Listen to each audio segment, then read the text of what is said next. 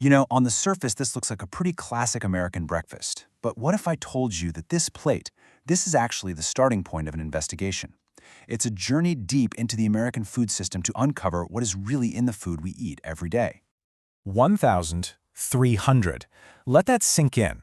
That's the calorie count for this single plate of food.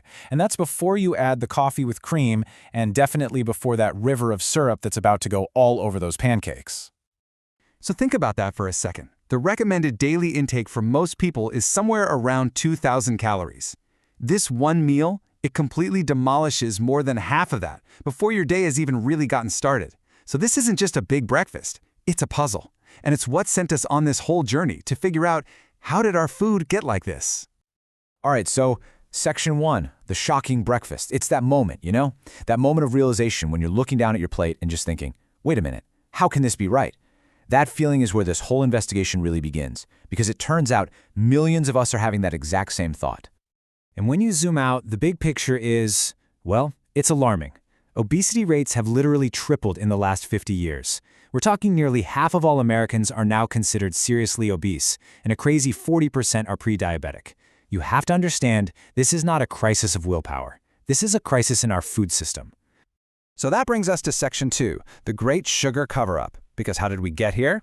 Well, it turns out that for decades, the entire country was told to focus all of its attention on one single dietary villain. And that suspect was fat. It just made sense, right? Eat fat, you get fat. Simple. But as investigators started digging, they found out this wasn't just some simple misunderstanding. No, this was a calculated campaign of misdirection that fundamentally changed how America eats for generations to come. Okay, just look at this timeline. It reveals a pretty stunning sequence of events. It all starts back in the 60s, when the sugar industry secretly paid scientists at Harvard to basically point the finger at fat for heart disease. And that one study, it created this massive domino effect, leading directly to the very first U.S. dietary guidelines in 1977, which officially declared war on fat. And that, of course, kicked off the whole low-fat food craze of the 80s and 90s. And here is the trap. It's a classic bait and switch. When food companies took the fat out of their products, they also took out all the flavor. So what was their solution? They pumped all of their new healthy low-fat products full of cheap sugar and corn syrup to make them taste good again. So we all thought we were making a smart choice, but we are actually just trading fat for a massive, hidden dose of sugar. 2/3. Just let that number sink in. That's how many products on the shelves of an average American supermarket have added sugar in them. And we're not just talking about the obvious stuff like soda and candy. Oh no. It's secretly hiding in your bread, in your pasta sauce, your salad dressing, even in those frozen, healthy meals. Which brings us to Section 3, the kingdom of corn. Because if you really want to understand why there's so much sugar in everything, you have to talk about America's most dominant, most powerful, and most heavily subsidized crop. You see, corn's takeover of America was like a perfect storm. First, science came along and created these super productive hybrid and GMO seeds.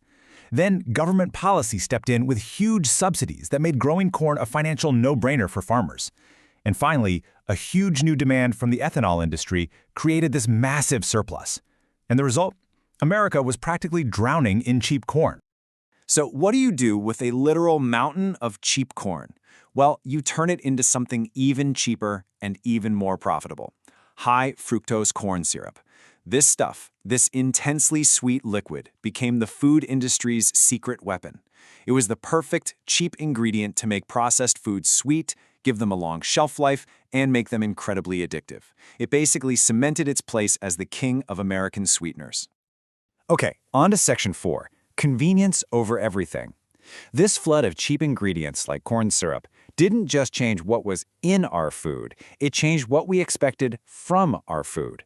Suddenly, freshness and nutrition took a backseat to two new goals: making food last forever on a shelf and making it as convenient as possible. I mean, just take a simple loaf of bread. For centuries, bread was flour, water, salt, yeast. That's it. But the modern supermarket loaf, it's a completely different animal. It's a chemistry experiment with dozens and dozens of ingredients, all designed to do one thing: survive for weeks under plastic without ever going bad. And to get that forever soft texture, get this. Some industrial breads use an additive called azodicarbonamide. It's a chemical that's also used to make yoga mats and the soles of sneakers. And yeah, while it's approved for use in food here in the US, it is completely banned in Europe over health concerns. And you can see the result right here on the ground. France, which has a fraction of our population, has 10 times more local bakeries than the entire United States. It just goes to show you this fundamental shift away from a culture of fresh, daily food towards a total reliance on the industrial supermarket aisle. It really all comes down to two totally different philosophies on food safety.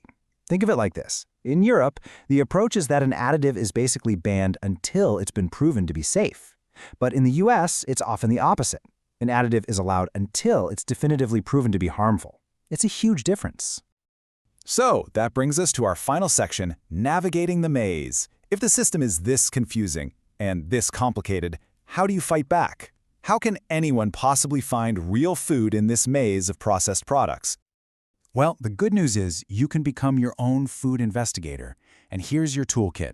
You can use apps that scan and decode those confusing labels in seconds.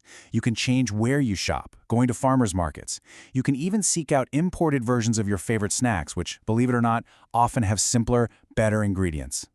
And here's a really smart way to shop without breaking the bank. Focus your organic budget on the dirty dozen. These are the fruits and vegetables, things like strawberries and spinach, that soak up the most pesticides. Then you can save your money on the clean 15, stuff like avocados and sweet corn, which are much safer to buy non-organic. It's about being strategic. Look, in the end, taking back control of your food doesn't mean you have to do some massive lifestyle overhaul overnight. It's really about small, deliberate acts. It's about flipping over the package and actually reading the ingredients. It's about choosing the apple instead of the snack bar, just for today. Every single one of those small choices is a vote for real food. Which brings us to our final question. After seeing how this whole system works, who do you think is truly responsible for what we eat? Is it the consumer for the choices they make, the corporations for the products they sell, or the government for the policies it sets? It's a really complex question, and there are no easy answers. Thanks for joining us on this investigation.